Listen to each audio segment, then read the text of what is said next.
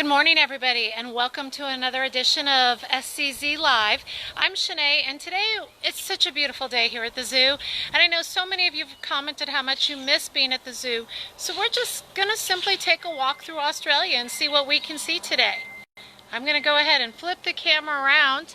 I'm right here at the beginning of Australia, and if you can look closely there, you might be able to see one of our cassowaries.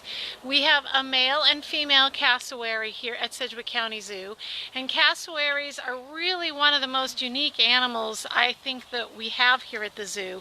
Not only are they fairly aggressive, but they're just really interesting to watch their behavior. We're coming up to some of the wallaby here. We have Tamar wallaby here at the zoo, and if she will lay back down, you might get to see that Joey in the pouch. You can kind of see how the pouch is pudging out a little bit. We're going to just wait here for a second and see what happens. See if we can get just a little bit closer. A moment ago, the Joey's tail was popping out of the pouch. If we don't see it here shortly, we will always come back at the end as well. So you can see on a beautiful sunny day like today, the Tamar wallabies enjoy just lounging in the sun, just like we do.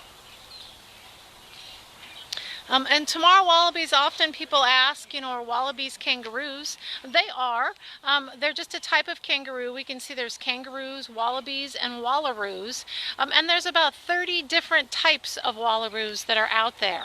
The Tamar happens to be one of the smallest of the different wallabies. Now, moms, be glad you're not a kangaroo out there, because generally what happens is once a female kangaroo is able to have babies, she can be pregnant the rest of her life. She will have one embryo that is in what we call diapause, basically waiting to be implanted. She can have one baby that is suckling on a teat inside the pouch, and then one baby who is out of the pouch and hopping around, but still looking for a little attention from mom. That Joey looks like it's taking a little bit of a nap there, but I can see we have another wallaby that's just popping up over here to us. You can see her there. Oh, mom's cleaning the pouch just a little bit. Just enough to tease us to come over and take a look.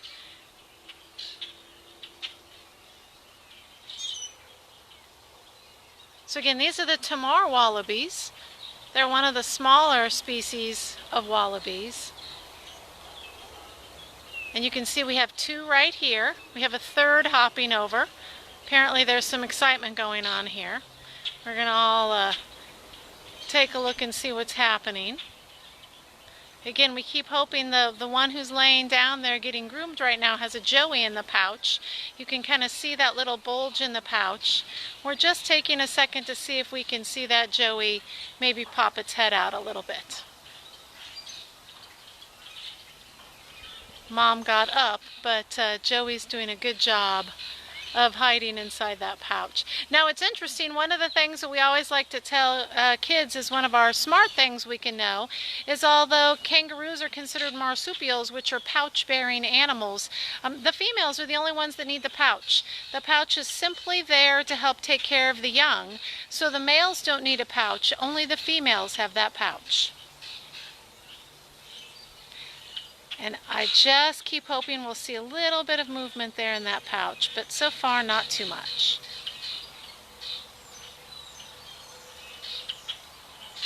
We can see right here we've got a smaller wallaby that's just hanging out trying to ignore the rest of the mess.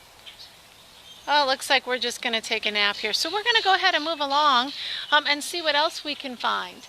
Now again, since we have been closed here at the zoo, one of the things we've been able to do is spend a little time with horticulture. The horticulture department has come through here and wrapped some of the bushes that they're trying to get growing.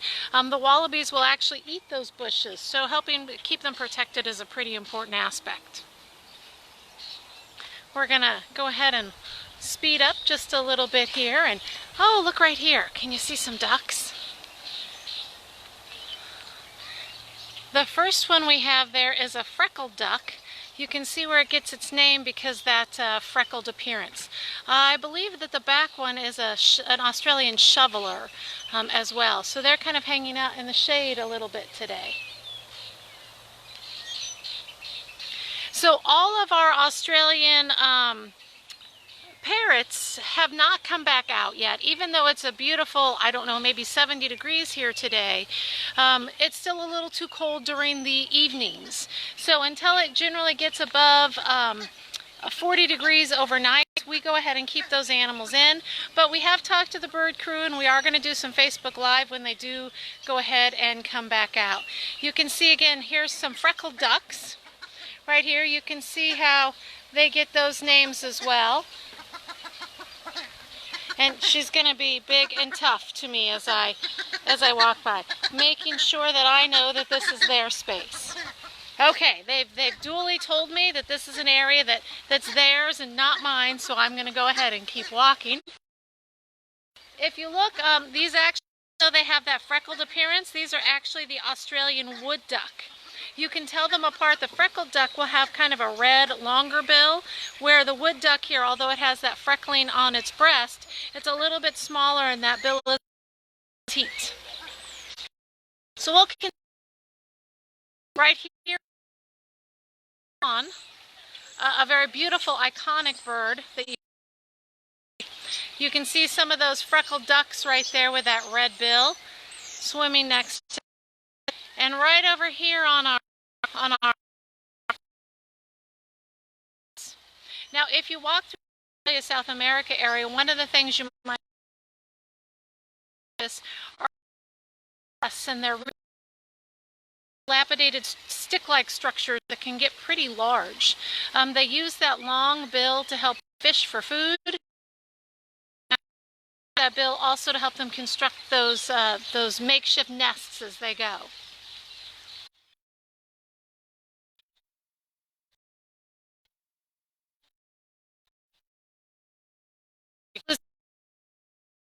Their spot.